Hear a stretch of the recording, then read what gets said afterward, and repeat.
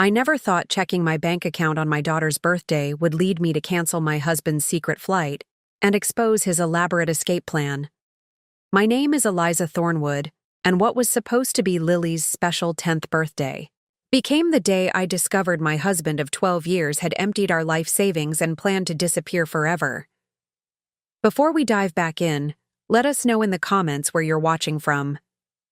And if this story resonates with you, don't forget to subscribe, because tomorrow's story is something truly special I can't wait to share. That morning started like any celebration in our modest Westbrook home. I woke up early, the June sunlight streaming through our bedroom curtains, ready to make Lily's favorite birthday breakfast.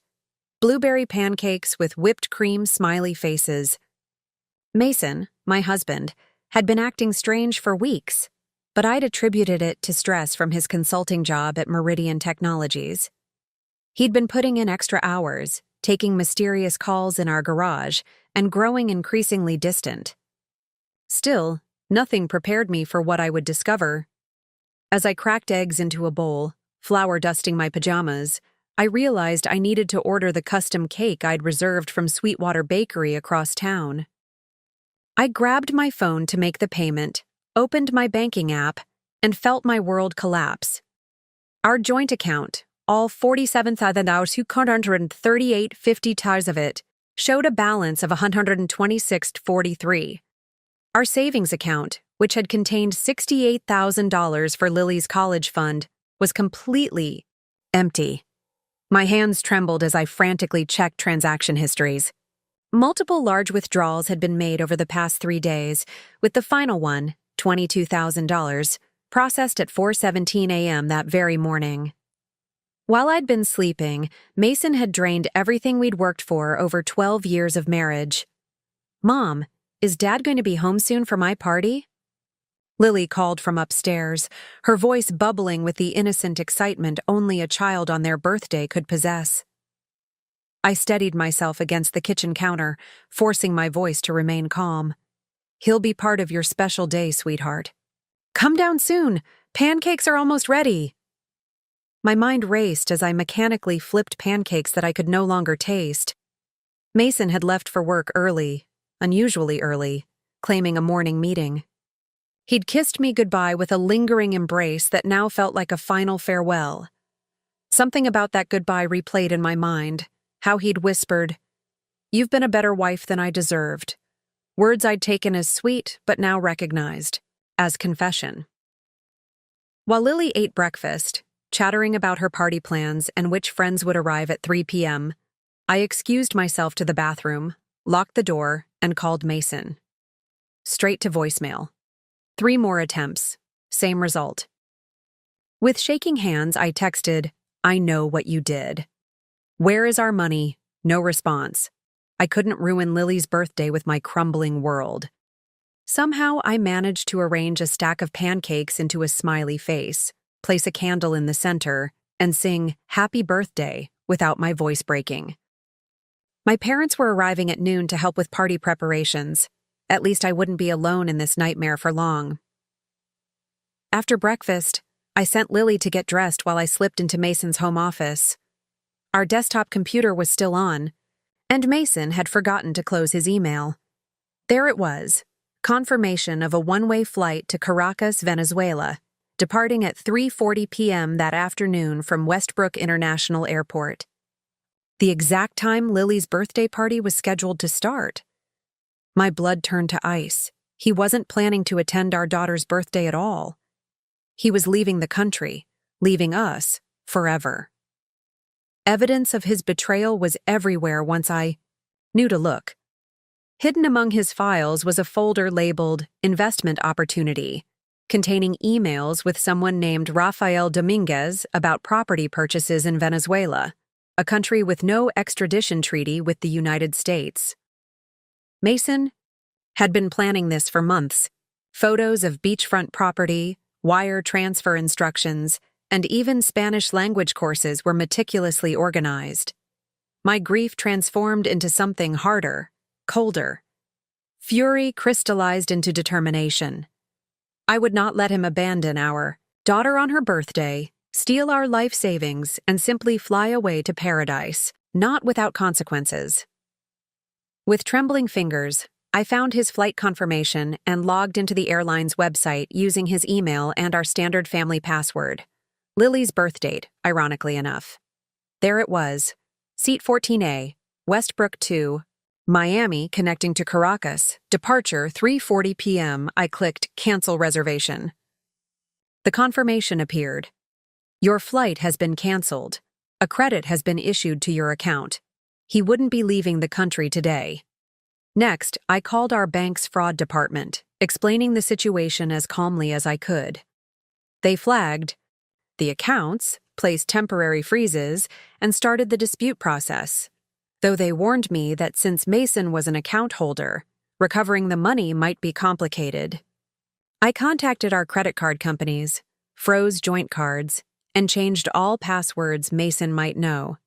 The doorbell rang, my parents arriving early. I hastily wiped tears I hadn't realized were falling and went to greet them, the weight of pretending. Everything was normal for Lily's sake already crushing me. Eliza? What's wrong? My mother's concerned voice cut through my facade the moment she saw my face. Mason's gone, I whispered, pulling them inside where Lily couldn't hear. He took everything, our savings, college fund, everything, and was planning to fly to Venezuela today during Lily's party. My father's face darkened with rage while my mother gasped, covering her mouth. What are you going to do? She asked. I straightened my shoulders, surprising myself with the steel in my voice. First, we give Lily the birthday party she deserves. Then, I'm going to the airport to confront my husband before he discovers his flight's been canceled. And that's exactly what I did. I orchestrated a birthday party with streamers and cake, managed to smile through happy birthday with our neighbors and Lily's friends, all while my world was imploding. My parents knew the truth, covering for me as I made my silent plans. As the party reached full swing, I slipped out, promising to return with the special surprise we'd forgotten. The real surprise would be for Mason, who was about to learn that escaping the consequences of betraying your family isn't as simple as boarding a plane. I had no idea then that confronting my husband at the airport would lead to discoveries far more shocking than empty bank accounts. Revelations that would change everything I thought I knew about the past 12 years of my life. It took a lot of care and time to prepare and narrate this for you, so if you're enjoying it, a quick subscribe really helps and means the world to us. All right, let's get back to it. The drive to Westbrook International Airport was a blur of anger and betrayal. I gripped the steering wheel so tightly my knuckles turned white, rehearsing confrontations in my mind while navigating afternoon. Traffic. The clock on my dashboard read 2:45 p.m., nearly an hour before Mason's now-canceled flight was scheduled to depart. I knew he'd be there early. Mason always arrived at airports with excessive time to spare, a habit I once found endearing, but now seemed like another calculation in his meticulous escape plan. I parked in the short-term lot, paying for only an hour. This wouldn't take long. As I walked through sliding doors into the terminal, my phone buzzed with a text from my mother. Lily's having a wonderful time. Take care of what you need to. We've got everything covered here. At least my daughter was blissfully unaware that her world was crumbling around her. The departures board confirmed it. Flight 892 to Miami, scheduled for 3:40 p.m. Mason would be at the check-in counter by now, or perhaps already through security, waiting at the gate, blithely unaware that his reservation no longer existed. I approached the airline's customer service desk, summoning the composure I'd perfected during 12 years as the supportive wife of an ambitious consultant. My husband and I are supposed to be on the 3:40 flight to Miami, I explained to the representative, a woman named Tanya according to her nameplate. He's already checked in, but there's been an emergency with our daughter. I need to find him. Immediately.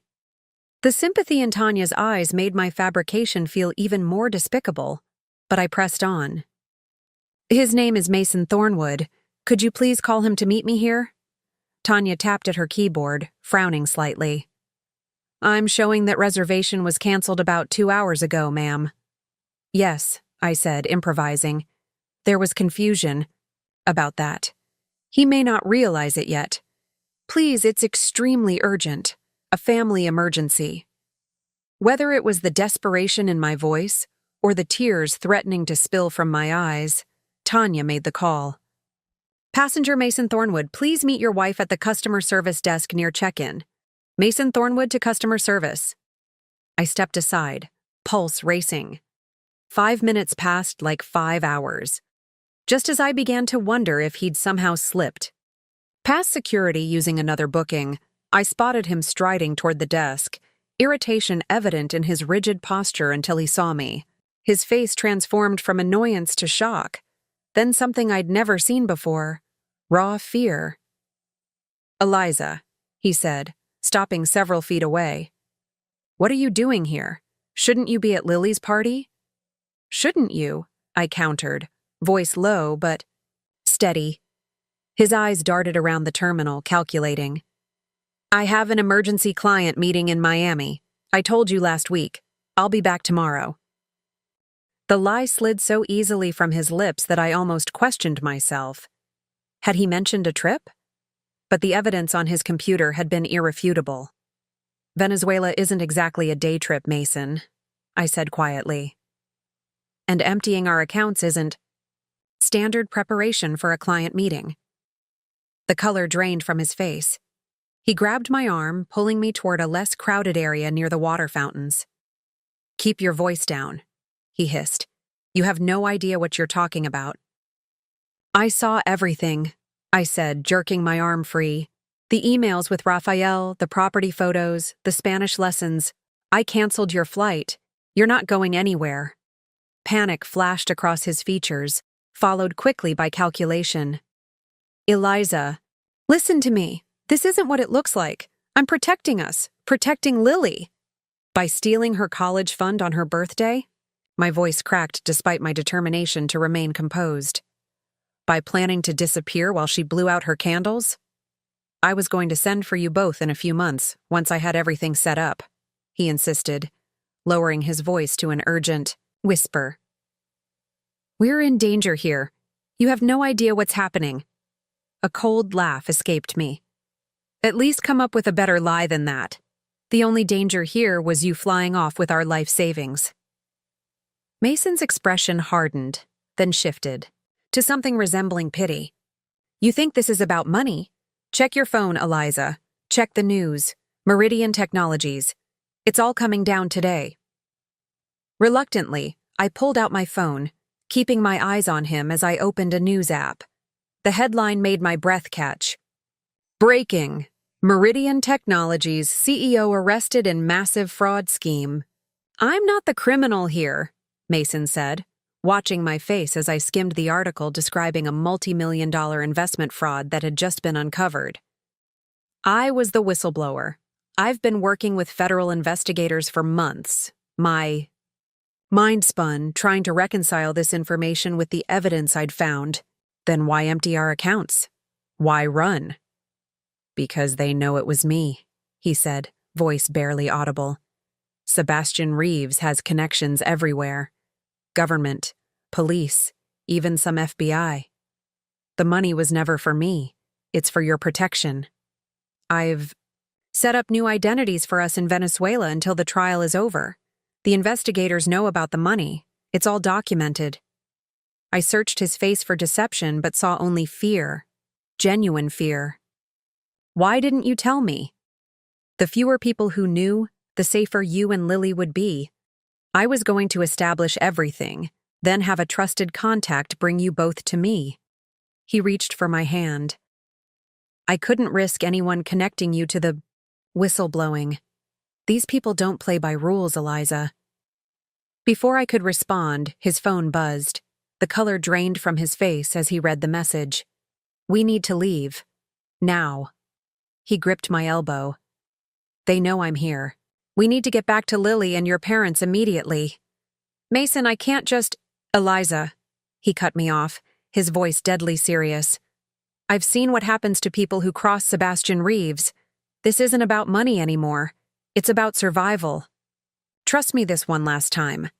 Something in his eyes, raw fear I'd never seen before, made me hesitate. What if he was telling the truth? What if I'd misunderstood everything? As we hurried toward the exit, a tall man in a dark suit made eye contact with Mason and subtly adjusted his jacket, revealing what looked like a holstered weapon. Mason steered me sharply in another direction. "That's not FBI," he whispered. "That's one of Reeves's private security. They're all over the airport. My regular flight was compromised. That's why I switched to the Venezuela route this morning." My head swam with confusion, fear, and lingering anger. "Our daughter is having her birthday party right now," I said weakly. "There are 15 children at our house." Mason's face darkened with genuine anguish. "And if we don't move quickly, there might be uninvited guests arriving too. Call your parents. Tell them to take Lily and her friends to a public place. A restaurant, a movie theater, anywhere with crowds. We'll meet them there." As we rushed toward the parking garage, my certainty crumbled. Had I been wrong about everything? Was Mason a villain or a hero? The only thing I knew for certain was that the life I had constructed so carefully was shattering around me, and my daughter's safety was all that mattered now. I had no way of knowing then that what awaited us at home would force me to question not just Mason's integrity, but everything I thought I knew about our marriage and myself.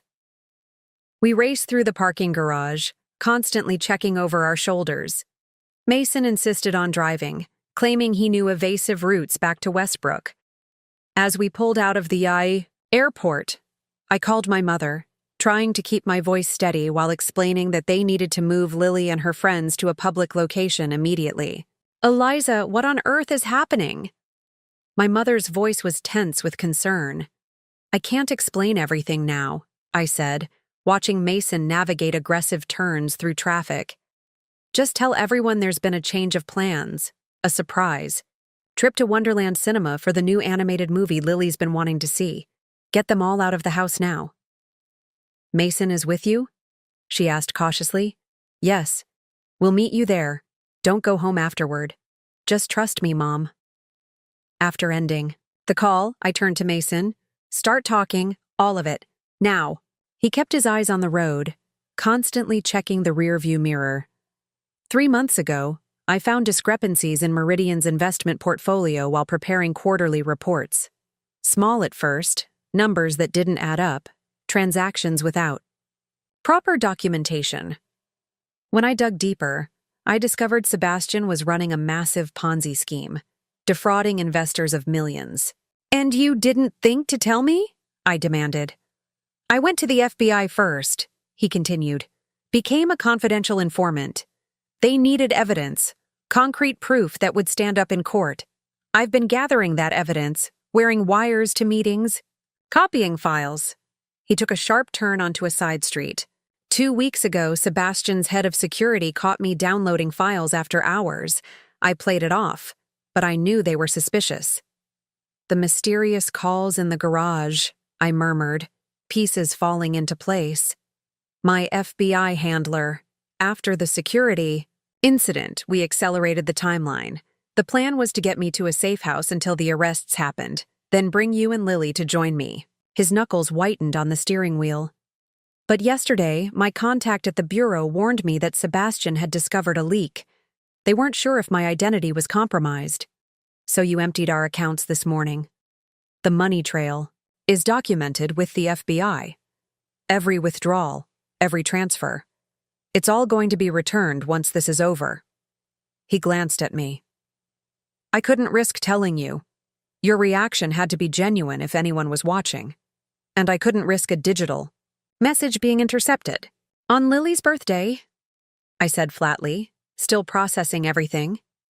His face clouded with shame. The timing was terrible, but when I got the warning that Sebastian might know, I couldn't wait. His people don't hesitate to use family as leverage.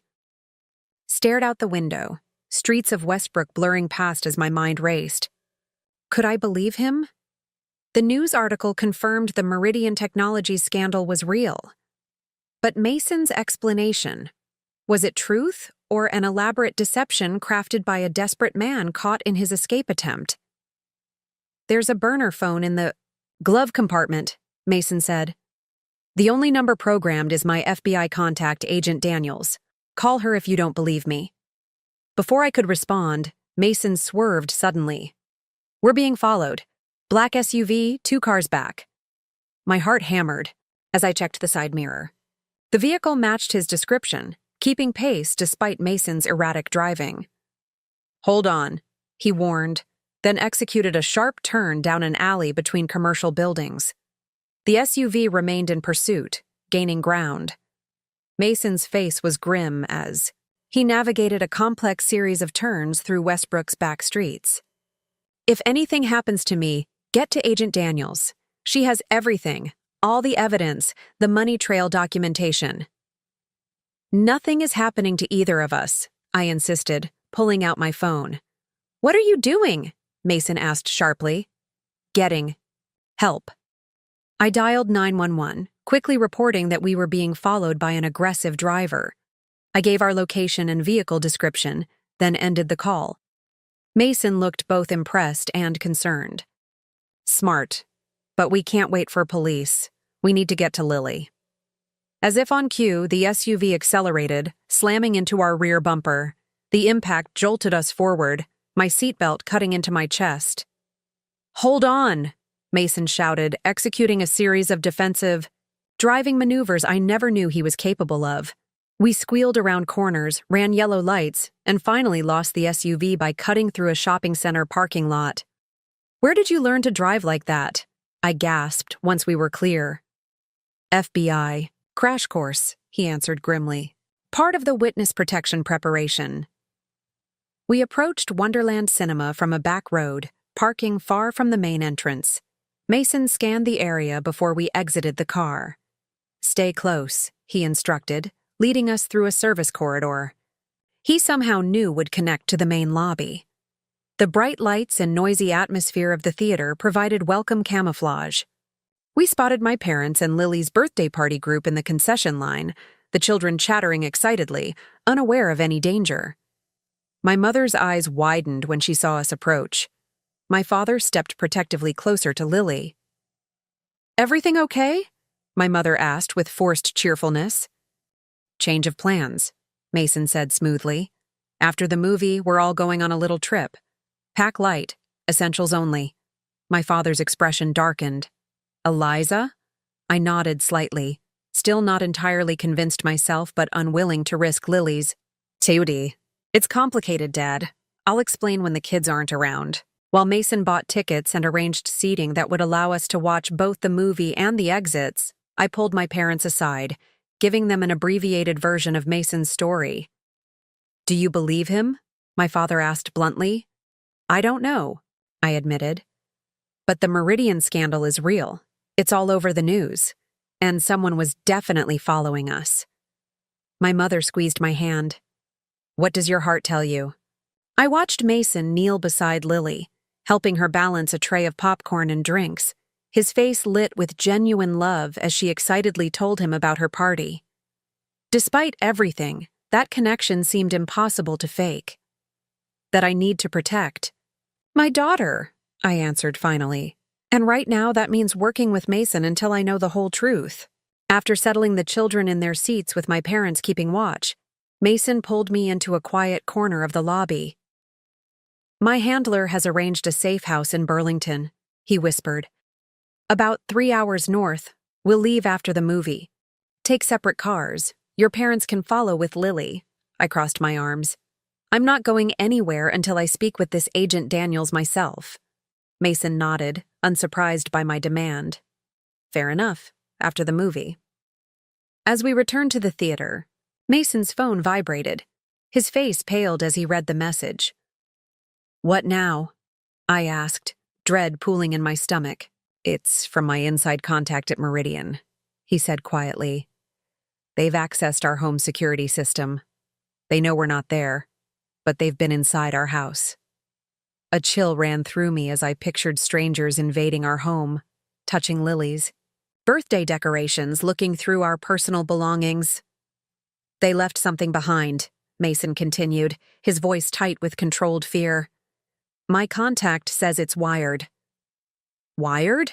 I repeated, not comprehending at first, then understanding. Hit me like a physical blow. You mean... Mason nodded grimly. They've rigged our house to explode. The world seemed to slow around us as I processed Mason's words. Our home, rigged to explode. The birthday decorations, Lily's presents, our family photos, all potentially moments from destruction. We need to call the police, I whispered urgently. Already reaching for my phone, Mason caught my wrist. We can't. Not yet. His eyes darted around the theater lobby. If Sebastian has people inside law enforcement, we could be directing his men straight to us. So we just let our house blow up? I hissed, struggling to keep my voice down. My contact disabled the remote trigger temporarily, Mason explained. We have a small window to handle this, but we need to do it carefully. I stared at him. This man I thought I knew completely after 12 years of marriage, now revealing layers of secrecy and skills I never imagined. Who are you, really? A sad smile crossed his face. I'm still Mason, just with parts you haven't seen before. He squeezed my hand. The movie gives us 90 minutes. Let's use that time. We found a quiet corner of the lobby where Mason could make secure calls while I kept watch. First, he contacted his FBI handler, speaking in clipped, coded phrases. Next, he called his insider at Meridian, pressing for details about the explosive device. I caught fragments of the conversation. Pressure trigger, main bedroom, proximity, sensor. When he finished, his expression was grim but determined. Agent Daniels is sending a specialist team to our house, but they're coming from the Burlington field office. It'll be at least an hour before they arrive. And the bomb? It's sophisticated. Pressure trigger under our bed, proximity sensors, at entry points. If anyone enters the master bedroom or tries to leave the house after entering, it detonates. He ran a hand through his hair. These aren't street thugs, Eliza. Sebastian uses ex-military contractors for his security operations. I hugged myself, trying to process this new reality. What do we do now? Agent Daniels wants us to rendezvous with her team at a secure location. He showed me an address on his phone, a rest stop off Highway 91, 30 miles north of Westbrook. We need to leave as soon as the movie ends. Your parents can take Lily directly to the safe house in Burlington. I nodded, then froze as a new thought struck me. Mason, my laptop, all my client files, the novel I've been working on for 2 years. It's all at home. He hesitated, clearly weighing something in his mind. There might be a way to retrieve some items, but it's risky. How? My contact at Meridian says the security team left 20 minutes ago. The house should be empty. The sensors are only in the master bedroom and main entry points. If someone entered through the basement window and avoided those areas, I immediately understood what he was suggesting. No, absolutely not. It's too dangerous. I wasn't thinking of going myself, he admitted. I can guide someone remotely, but I need to meet with Agent Daniels. He glanced toward the theater where the children were watching their movie.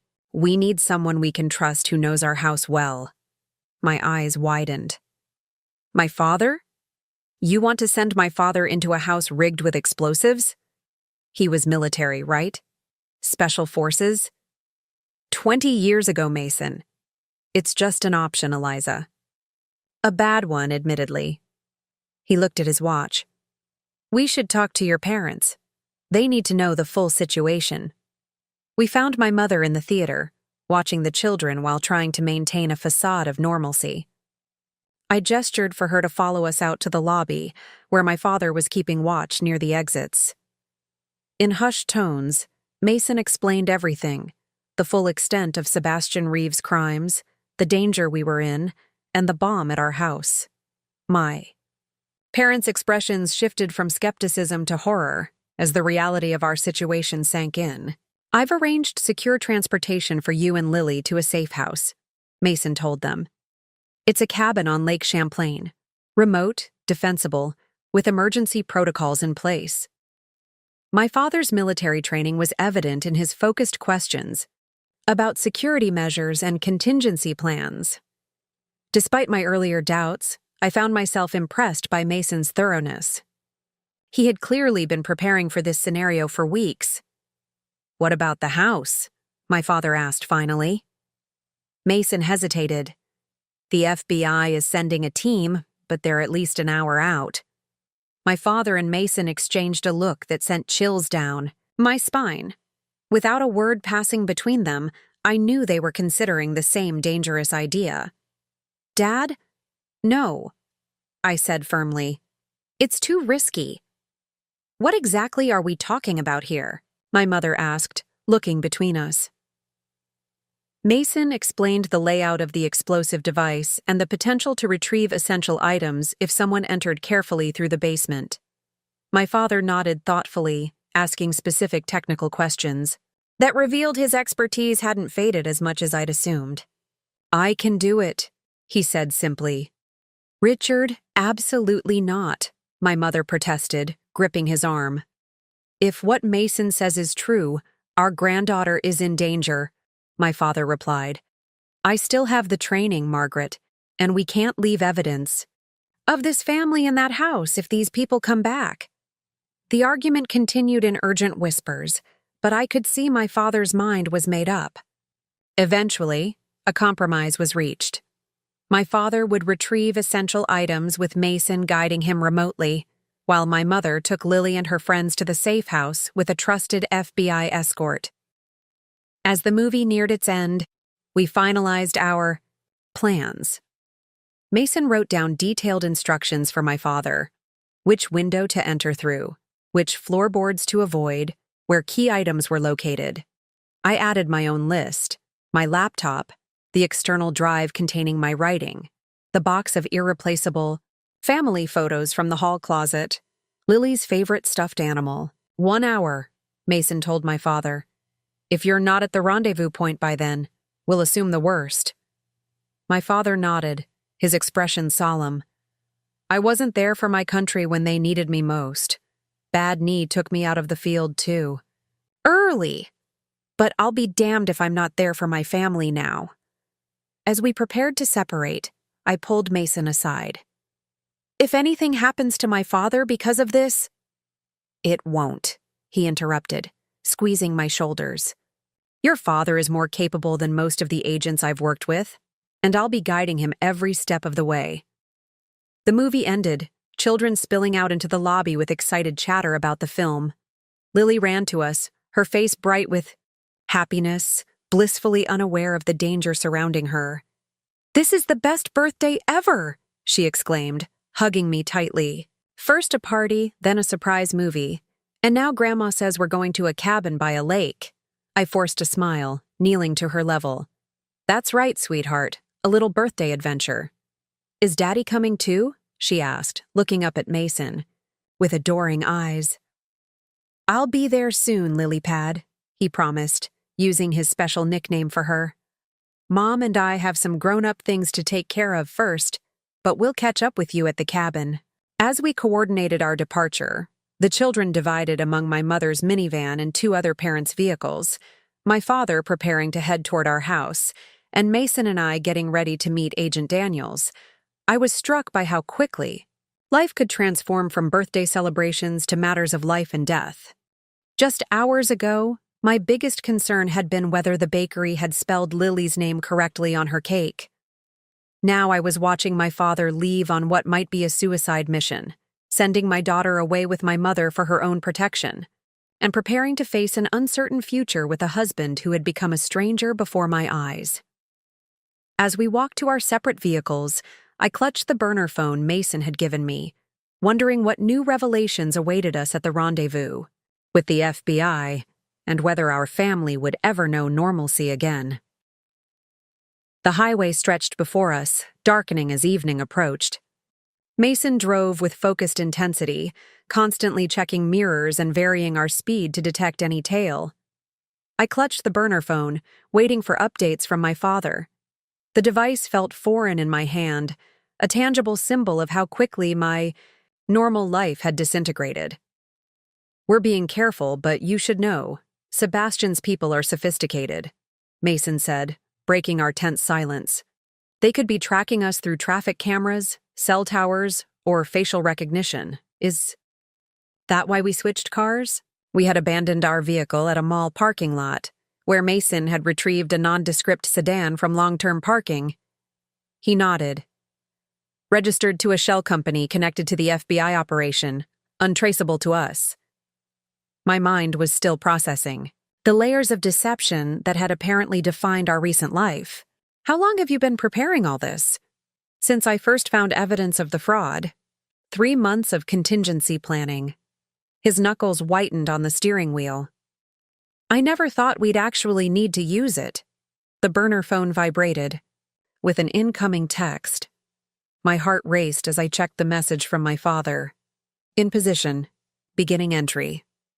I relayed this to Mason, who pulled over at the next exit, parking behind an abandoned gas station. He retrieved a laptop from the trunk, establishing a secure connection to guide my father through our house. "Richard, can you hear me?" Mason asked after initiating a call. My father's voice came through, tense but steady. "Loud and clear, at the basement window now. Remember, the sensors are concentrated in the master bedroom and main entry points," Mason instructed. "The basement is clear, but move carefully. Any unusual vibration could trigger secondary systems." I watched over Mason's shoulder as he pulled up a schematic of our house, something I never knew existed. It showed entry points, camera positions, and highlighted danger zones. When had he created this? How long had he been living this double life while I remained oblivious? For the next 20 minutes, Mason guided my father through our home with military precision. Each step was calculated. Each movement planned to avoid detection or triggering the explosive devices. My father's breathing was the only indication of the stress he was under as he navigated the familiar spaces of our home, now transformed into a deadly maze. "Photos secured," my father reported at one point. Moving to the office for the laptop, I closed my eyes, imagining him in our home, stepping carefully around the creaky floorboard near the hallway. The one Mason and I always joked about fixing, but never did. Would that ordinary household quirk now become a death trap? "Stop," Mason suddenly commanded. "Motion at the front of the house." My eyes flew open. "What is it?" Mason intensified the connection, accessing our home security cameras through a back door he'd apparently installed. The exterior camera showed a black SUV parking across the street. "They're back," he whispered, tension evident in every syllable. My father's voice remained calm. "Options?" Mason studied the schematic, considering escape routes. "You're closest to the back patio. If you can reach it without crossing the main hallway, you could exit through the garden gate." "Negative," my father replied. "I've got Eliza's laptop and the photos. Still need the child's comfort item." "Leave it, Dad," I interjected. "It's not worth the risk." There was a pause before my father responded. "My granddaughter's already lost her home today. I'm not letting her lose Princess Hoppy, too." Before we could protest further, the security feed showed 2 men approaching our front door. They wore casual clothes but moved with the unmistakable precision of trained operatives. "Richard, you need to extract now," Mason urged. "They're entering the house." "Almost there," my father insisted. "Lily's room is just ahead." We watched in helpless horror as the men bypassed our front door lock with professional efficiency. They entered quietly, communicating through hand signals as they swept the main floor. "They're inside," Mason warned. "Heading toward the kitchen." My father's breathing changed slightly, the only indication of his accelerated pace. "Got the rabbit. Moving to extraction point." The security feed showed the men discovering signs of recent activity. The hall closet door slightly ajar where my father had retrieved the photo box. One gestured upstairs while the other moved toward the kitchen, and the door leading to the basement. They're splitting up, Mason reported tensely. One's heading your way. I bit my knuckle to keep from crying out, watching the operative move purposefully toward the basement access. My father was down there, possibly cornered. Understood, came my father's maddeningly calm voice. Implementing diversion. Before we could ask what he meant, a crash sounded from the upper floor of the house. Both operatives immediately redirected, weapons drawn as they moved toward the disturbance. East side window clear, my father reported, exiting now. The camera showed him slipping through the side yard, a backpack containing our precious items secured to his shoulders. Lily's stuffed rabbit clutched under one arm. He moved with a stealth that belied his 63 years, staying low and using landscaping as cover. He's clear, Mason confirmed, relief evident in his voice. Richard, head 2 blocks west, then north to the extraction point. Avoid main streets. Copy that, my father responded, his breathing more labored now that he was moving quickly. Will? Rendezvous in 20. Mason closed the laptop, starting the car with renewed urgency. We need to move. Those men will realize soon enough that someone was in the house. As we pulled back onto the highway, I found myself reevaluating everything I thought I knew about the men in my life. My father, whom I'd always seen as a retired military man turned gentle grandfather, had just navigated a house rigged with explosives while evading trained killers. And Mason, the husband I thought I knew completely, had been living a double life as a whistleblower against one of the most powerful men in the financial world. How did you do it? I asked quietly. Live with this secret every day, come home and act normal around Lily and me? Mason's expression softened with genuine emotion for the first time since this ordeal began. It wasn't an act, Eliza. Being with you and Lily, that was the only real thing in my life these past months, the only thing keeping me sane. The burner phone vibrated again, a message from Agent Daniels confirming she was in position at the rendezvous point. 10 minutes. Later, we pulled into the remote rest stop, where 3 unmarked vehicles awaited. A woman in a dark suit approached as we parked.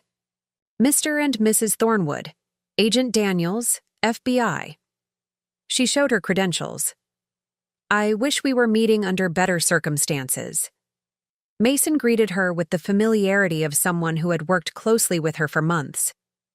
I studied her face, searching, for any sign that might reveal whether Mason's story was genuine or an elaborate deception. Mrs. Thornwood, she addressed me directly. I understand you have questions. I'm authorized to confirm that your husband has been working with us as a confidential informant in the Meridian Technologies investigation for the past 3 months. Relief flooded through me at this official confirmation. And the money? Our accounts? All documented as part of the operation, she assured me. The funds are secure in a protected federal account.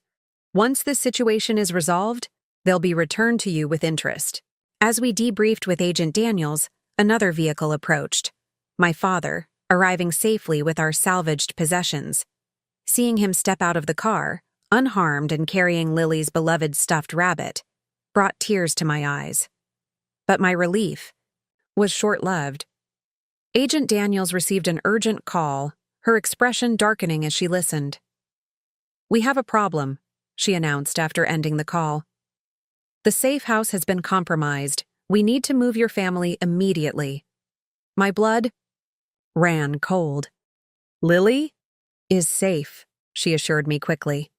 Our agents intercepted a tracking attempt before your mother's convoy arrived, but we need a new extraction plan. As Mason and Agent Daniels huddled over maps, discussing alternate routes and safe houses, my father placed a hand on my shoulder. You married a good man, Eliza, he said quietly. A man willing to risk everything to do what's right, just like your grandfather during the war. I looked into my father's eyes, seeing a deeper understanding there than I'd expected. You believe him? I've seen men lie under pressure, he replied. And I've seen men lead under pressure. Your husband is doing the latter, as night fell completely. We prepared to move again, this time to a secondary safe house even further from Westbrook. The thought of Lily, confused and frightened by this sudden adventure, made my heart ache. But at least now I had something I'd been missing since this morning. Certainty that Mason had been protecting us, not betraying us. What I didn't know then was that the most dangerous part of our ordeal was yet to come, and that before this night was over, I would be forced to make a decision that would change our family forever. Our caravan moved through the night, a procession of unmarked vehicles navigating back roads toward the secondary safe house. I rode with Mason and Agent Daniels, while my father followed in another car with 2 FBI agents. My thoughts remained fixed on Lily, now being redirected with my mother to the new location, a decommissioned ranger station deep in the Green Mountains. How did they find the safe house? I asked, breaking the tense silence. Agent Daniels' expression was grim. We have a working theory that someone in the Bureau has been compromised. Sebastian Reeves has the resources to buy almost anyone. So we can't trust the FBI? I glanced at Mason, who was staring intently out the window. You can trust my team, Agent Daniels said firmly. They've been vetted extensively, but we're operating with heightened security protocols now. Limited communication, need to know, basis only. My phone buzzed with a text from my mother. On the move with Elle. She thinks it's part of the birthday adventure, staying brave for her. I showed the message to Mason, whose face softened momentarily. Your mother is remarkable. She raised 2 boys while Dad was deployed, I explained to Agent Daniels. She knows how to handle a crisis. As we navigated deeper into the mountains, leaving cell service behind, Agent Daniels activated a satellite communication system. We'll maintain contact with the other vehicles through this. Director Kennedy has authorized full protective measures for your family. Kennedy? Mason asked sharply. Marcus Kennedy is involved personally? Agent Daniels nodded. The director takes the targeting of whistleblower families very seriously, especially when the case has implications for national financial security. This revelation seemed to reassure Mason. He relaxed slightly, taking my hand in his. Kennedy is beyond reproach. If he's overseeing this personally, we're in good hands. As we continued our journey, Agent Daniels received a transmission that made her sit up straighter. We have a situation. She turned to us. A security alert was triggered at your house 15 minutes ago. The explosive device was detonated. My stomach dropped. Was anyone hurt? Unknown at this time. Local authorities are responding, but our inside sources suggest it was a controlled detonation by Reeves's team. They're eliminating evidence. Mason's jaw tightened. And sending us a message. I thought of our home. The kitchen where I'd made countless meals. The living room where Lily had taken her first steps. The garden we'd planted together each spring. All of it, reduced to rubble. They're escalating, Agent Daniels said, her voice professional but concerned. This is no longer just about silencing a whistleblower. They're sending a clear message that they're willing to destroy everything. As the ranger station came into view, a sturdy structure nestled among towering pines, I found myself scanning the tree line, imagining threats lurking in every shadow. How quickly paranoia becomes second nature when your sense of safety is shattered. 2 agents secured the perimeter while we entered the building. Inside, the station had been hastily converted into a temporary command center with communications equipment, weapons, and supplies organized throughout the main room. Your mother and daughter should arrive within the hour, Agent Daniels informed us, checking her satellite phone. We have agents with them the entire route. My father joined us inside, immediately assessing the defensibility of the location with a soldier's eye. Windows need reinforcement, he observed, and we should establish secondary exit routes. Agent Daniels nodded in agreement, dispatching 2 agents to implement his suggestions. The easy acceptance of my father's tactical advice confirmed what I'd begun to suspect. His military background went deeper than the vague stories he'd shared over the years. As we settled into the tense waiting pattern, Mason pulled me aside to a small kitchen area. "Eliza, there's something you need to know. Something I haven't told you yet." The serious tone in his voice sent a wave of apprehension through me. "More secrets?" He winced slightly. "The last one, I promise." He glanced around, ensuring we weren't overheard. "Sebastian Reeves isn't just running a financial fraud. The money is being used to fund a network of private military contractors, mercenaries operating outside governmental oversight." "What kind of operations?" I asked, though part of me didn't want to know the answer. "The kind that destabilize foreign governments, manipulate markets, and eliminate obstacles," he said quietly. "I found evidence linking Meridian funds to 3 political assassinations in emerging markets and at least 1 attempted coup." The magnitude of this revelation took my breath away. "That's why the FBI director is involved. This isn't just about money." Mason nodded. "It's about national security. The evidence I've gathered implicates several high-ranking officials and regulatory agencies who were bribed to look the other way. If Reeves goes down, they all go down. And they're all willing to kill to prevent that," I concluded, the pieces finally coming together. A commotion outside interrupted our conversation. Agent Daniels rushed to the window, hand instinctively moving to her weapon. "It's the convoy with your daughter," she confirmed after a tense moment. I moved quickly to the door, relief flooding through me as I spotted my mother emerging from an SUV, helping Lily down from her seat. My daughter's face lit up when she saw me, and she ran forward, Princess Hoppy clutched tightly in her arms. "Mom, this is the best birthday surprise ever," she exclaimed as I swept her into a tight hug. "We're in a real ranger station, like in the forest protection movies." Over her shoulder, I met my mother's eyes, seeing the strain she'd been carefully hiding from Lily. She gave me a small nod, indicating they'd made it without incident. "Look what Grandpa saved for me." Lily held up her beloved stuffed rabbit. "He said he went on a special mission just to rescue Princess Hoppy." "That's exactly what he did," I confirmed, my voice thick with emotion. "Grandpa is very brave." As Lily ran to greet Mason and her grandfather, my mother embraced me tightly. "The agents told me about the house," she whispered. "I'm so sorry, Eliza." "It's just a building," I replied, surprising myself with how much I meant it. "Everyone I love is here. That's what matters." Agent Daniels approached us, her expression serious but not alarming. "We should all get some rest. The next 24 hours will be critical. Tomorrow morning, Mason will testify remotely to a federal grand jury, officially entering his evidence into the record. Once that happens, arrest warrants will be issued for Sebastian, Reeves and his associates." "And then we're safe?" I asked, already knowing the answer wouldn't be that simple. "Then the official machinery of justice begins moving," she replied carefully. "But the most dangerous period for whistleblowers is often during the transition from secrecy to public proceedings. Reeves will be desperate to silence your husband before his testimony is recorded." My mother squeezed my hand supportively. "What can we do to help?" "Stay vigilant," Agent Daniels advised, "and be ready to move quickly if necessary." As night deepened around our mountain refuge, the agents established a rotation for guard duty.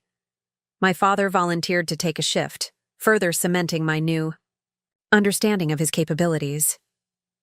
Lily, exhausted from the day's adventure, fell asleep quickly in a small room that had once been the station's office, Princess Hoppy tucked securely under her arm. I sat beside her for a long time, watching her peaceful sleep, marveling at her resilience and innocence. In the span of a single day, my understanding of my life, my husband, and my father had been completely transformed. Our home was gone, our safety compromised, and we were now under federal protection. Yet Lily slumbered contentedly, secure in the belief that this was all part of an elaborate birthday surprise. As I finally rose to join the others, I noticed Mason standing in the doorway, watching us with an expression of profound love and regret. "I'm sorry," he whispered, "for all of this." I took his hand, leading him away from Lily's room. "Don't be sorry for doing the right thing. Be ready to finish what you started." Little did I know that before Mason could give his testimony, we would face one final devastating test. One that would force me to become the protector of everything we held dear. Dawn broke over the mountains, painting the ranger station in pale gold light. I'd managed perhaps 2 hours of restless sleep, constantly waking to check on Lily or peek through the reinforced windows at the perimeter guards. Mason hadn't slept at all, spending the night reviewing his testimony with Agent Daniels while specialized FBI technicians set up secure communication equipment for the grand jury proceeding. "Everything's ready," Agent Daniels announced as I emerged from checking on Lily, who was still asleep. "The grand jury will convene at 9. Director Kennedy is personally overseeing security at the federal courthouse." My father approached with 2 mugs of coffee, handing one to me. "The mountain access road is clear. No suspicious vehicles or movement all night." I accepted the coffee gratefully, meeting my father's eyes. "You didn't sleep either, did you?" "Old habits," he replied with a slight smile. "You never sleep deeply in a combat zone." The casual way he referred to our situation as a combat zone sent a chill through me, but I couldn't deny the accuracy of the description. We were under siege, not by an army, but by a powerful man with resources that rivaled many governments. Mason joined us, his face showing the strain of the sleepless night, but his eyes clear and determined. Once the testimony is recorded and evidence entered into the federal system, Reeves loses his primary motivation to come after us. The damage will be done. "How long will the testimony take?" I asked. 2 to 3 hours, Agent Daniels replied. "The prosecutor wants to be thorough. Every transaction, every connection to illegal activities, all documented and entered into record." My mother emerged from Lily's room. "She's awake and asking for breakfast. I told her we're having a camping day at the ranger station." Agent Daniels nodded appreciatively. "Perfect. Keeping her routine as normal as possible is ideal." As I prepared a simple breakfast from the station's supplies, I watched Mason kneel beside Lily, helping her arrange Princess Hoppy at the table for the camping. Breakfast. Despite everything, he was still the father who could make her laugh, who knew exactly how she liked her toast cut into triangles, who created little games out of ordinary moments. This was the man I had married, not the secretive whistleblower, not the financial analyst who had uncovered a conspiracy. This man, who could set aside imminent danger to ensure his daughter felt safe and loved, was the core of who Mason Thornwood truly was. At precisely 8:45, Mason moved to the communications room with Agent Daniels.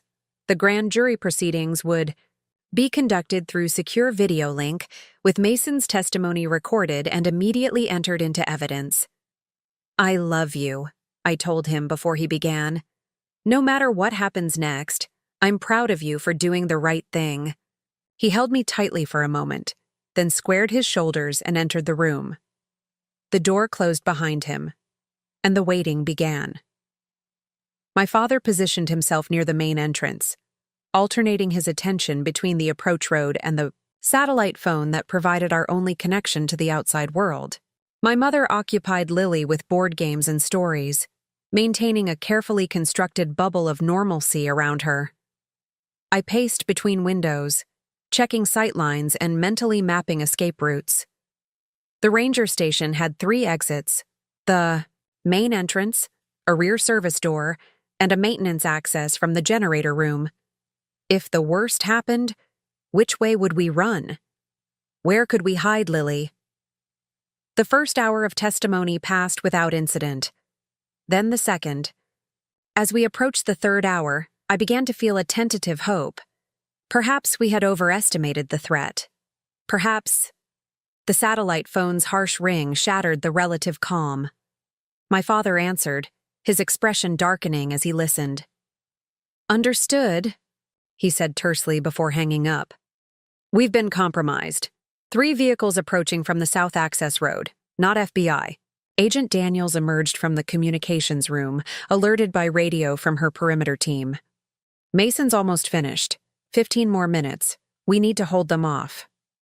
The calm professionalism in her voice was belied by the urgency of her movements, as she directed her agents to defensive positions.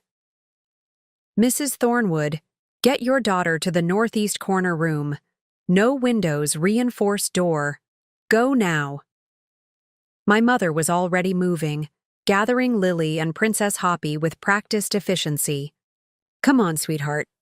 We're playing a new game called Secret Hideout." I hesitated, torn between staying with Lily and helping defend the station. My father pressed something cold and heavy into my hand, a pistol. "You remember how to use this," he said. It wasn't a question. The childhood afternoons at the range, the lessons on safety and responsibility that I'd dismissed as my father living in the past, they hadn't been idle hobby. They had been preparation. "Go with Lily," he instructed. "Last line of defense. We'll hold them as long as possible." The sound of gunfire erupted from the perimeter, the outer defensive line being engaged. Agent Daniels barked orders into her radio, coordinating her remaining agents.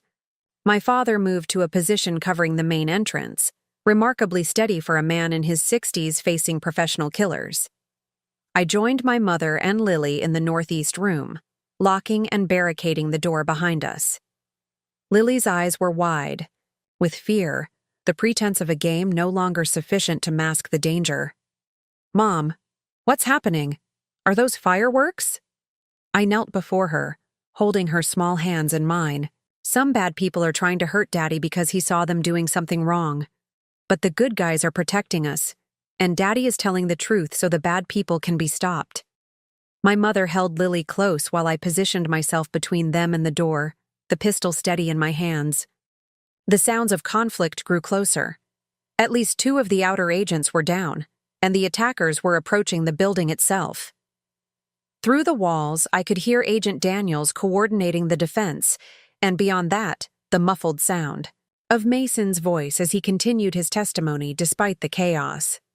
He was so close to finishing, to ensuring that Sebastian Reeves would face justice regardless of what happened to us. A tremendous crash signaled the breach of the main entrance. The gunfire intensified, my father and the remaining agents fighting to hold back the attackers. Lily whimpered, and I whispered reassurances while keeping my eyes fixed on the door, finger resting lightly outside the trigger guard as my father had taught me. Minutes stretched like hours. The gunfire slowed, punctuated by shouts and the sound of hand-to-hand combat. Then silence fell, a silence more terrifying than the chaos that had preceded it. Heavy footsteps approached our door.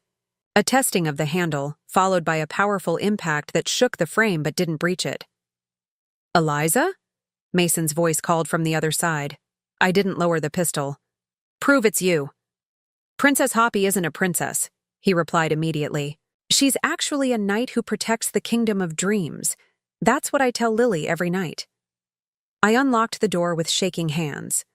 Mason stood there, disheveled, and sporting a bleeding cut above his eye, with Agent Daniels beside him. "It's over," he said simply. "Testimony complete. Evidence entered, and Reeves' men have been neutralized." Agent Daniels' radio crackled with confirmation. FBI tactical teams were converging on the location, and arrest warrants were being executed simultaneously at Meridian Technologies, Sebastian Reeves' estate, and the offices of his security contractors. "Your father's a hero," Mason told me, his voice thick with emotion. "He took down 2 of them himself before they could reach the communications room." "Is he—" I couldn't finish the question. "He's being treated for a shoulder wound, but he'll be fine," Agent Daniels assured me. "We lost 1 agent, 2 others injured." As the immediate danger passed, I lowered myself to the floor, the weight of everything we'd been through finally crashing down on me. Lily ran to Mason, who scooped her up with his uninjured arm, holding her tightly as she cried out her fear and confusion. "I'm sorry, Lily Pad," he whispered against her hair. "I'm so sorry your birthday turned out this way." "Did you catch the bad guys?" she asked through her tears. Mason looked to Agent Daniels, who nodded confirmation. "Yes, sweetheart. The bad guys are being arrested right now. All of them." In the aftermath, as medical teams arrived and the ranger station transformed from battleground back to secure facility, Director Kennedy himself called to personally thank Mason and inform us that Sebastian Reeves had been taken into custody at his estate, attempting to flee the country. "Your family will receive full witness protection until the trial concludes," he assured us. "New identities, relocation, everything you need to start fresh." As night fell once more over the mountains, I sat with Mason on the steps of the ranger station, watching Lily sleep peacefully between my parents in one of the medical transports. "What do we tell her?" I asked quietly. "About the house? About starting over somewhere new?" Mason took my hand, his thumb tracing gentle circles on my palm. "We tell her the truth, in a way she can understand. That sometimes doing the right thing is hard and scary, but it's always worth it. That home isn't a place, it's the people you love. And that her birthday will always be special because it's the day our family proved how strong we really are." I leaned against his shoulder, exhausted beyond words but filled with a strange sense of peace. "I canceled your flight," I murmured, recalling the moment that had set everything in motion. "And caught me," he finished, a hint of his old smile returning. "Thank God you did." As the stars emerged above us, I realized that while the life we had built in Westbrook was gone forever, something stronger had taken its place. A family tested by fire, bound by truth, and ready to begin again. Coming up next, you'll see 2 more stories we handpicked just for you. If this one struck a chord, you're going to love what's next. Tap to keep the journey going.